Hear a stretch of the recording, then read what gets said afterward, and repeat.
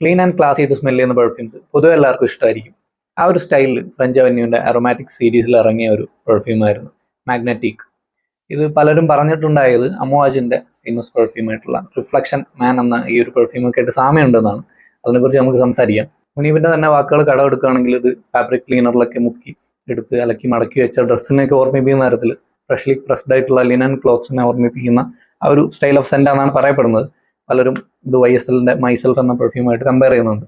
ഇതിൻ്റെ ഓപ്പണിങ്ങിൽ കുറച്ച് pink pepper, lavender, ബർഗമോൺ അതിൻ്റെയൊക്കെ പ്രസൻസ് നിങ്ങൾക്ക് ഫീൽ ചെയ്യാൻ പറ്റും. പക്ഷേ അതൊരു വളരെ ഷോർട്ട് ടൈമിലേക്കാണ്. പെട്ടെന്ന് തന്നെ ഇതിൽ ഒരു വാനിലിക് ബാക്ക് ബോൺ നിങ്ങൾക്ക് ഫീൽ ചെയ്യാൻ പറ്റും അലോങ് വിത്ത് വൈറ്റ് ഫ്ലോറൽസ്. പിന്നെ അത്ര തന്നെ ക്വാളിറ്റി ഫീൽ ചെയ്യാത്ത വുഡി അക്കോർഡ്സ്.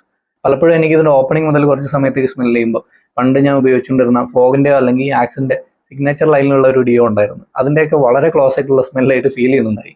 ഇടയ്ക്ക് ആ ഒരു ചീപ്പ് വുഡിനെസ് ഉണ്ടായിരുന്നെങ്കിലും ഡ്രൈ ഡൗണിലോട്ട് പോകുന്നതനുസരിച്ച് നൈസായിട്ട് വരുന്നുണ്ട് woody accords, slightly powdery touches, പിന്നെ ചെറുതായിട്ടൊരു റെസിനസ് ഫീൽ, പിന്നെ ഒരു ആംബറി വെനലിക് സെൻ്റായിട്ട് സ്കിന്നിൽ ഇങ്ങനെ നിൽക്കുകയാണ് ചെയ്യുന്നത് ഈ ഒരു പെർഫ്യൂം.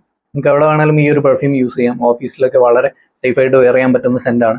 എന്നിരുന്നാലും ഒരുപാട് പെർഫോമൻസ് ഒന്നും അതൊന്നും പ്രതീക്ഷിക്കരുത്. ഞാൻ ഉപയോഗിച്ചിടത്തോളം എനിക്ക് 5-6 മണിക്കൂറൊക്കെ AC യിലൊക്കെ ആകുമ്പോൾ അതിൻ്റെ മേലെ ക്ലോത്ത്സിൽ ലാസ്റ്റ് ചെയ്യുന്നുണ്ടെങ്കിലും പിന്നെ ആദ്യത്തെ ഒരു 1 to 1.5 hours കുഴപ്പമില്ലാത്ത തരത്തിലുള്ള ഒരു പ്രൊജക്ഷൻ മാത്രമേ ഇതിൽ പ്രതീക്ഷിക്കാവൂ.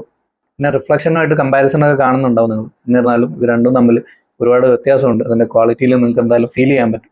പിന്നെ 4500 രൂപയൊക്കെ മുടക്കിയിട്ടാണ് നിങ്ങൾ ഈ ഒരു പെർഫ്യൂം മേടിക്കാൻ പോകുന്നതെങ്കിൽ എൻ്റെ ഒരു സജഷൻ എന്താണെന്ന് വെച്ചാൽ നിങ്ങൾ പറ്റുവാണെങ്കിൽ ഒരു 2000 രൂപയുടെ ഒക്കെ കൂട്ടിയിട്ട് കഴിഞ്ഞാൽ നിങ്ങൾക്ക് പ്രാഡ ലോം ഇൻറ്റൻസ് എന്ന പെർഫ്യൂം മേടിക്കാൻ പറ്റും. പലപ്പോഴും ഓഫ് ഉണ്ടാകുമ്പോൾ ആ ഒരു പ്രൈസിനൊക്കെ വരാറുണ്ട്.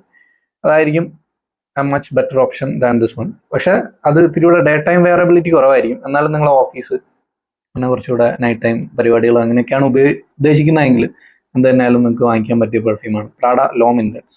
പക്ഷേ നിങ്ങൾ പ്രാഡ ലോം ആ ഒരു DNA ട്രൈ ചെയ്ത് നോക്കുക. അല്ലെങ്കിൽ അജ്മൽ ലീവോക്ക് ഗോൾഡ് ഒക്കെ ട്രൈ ചെയ്തിട്ട് നിങ്ങൾക്ക് ഇഷ്ടപ്പെടുകയാണെങ്കിൽ മാത്രം അത് മേടിക്കാം.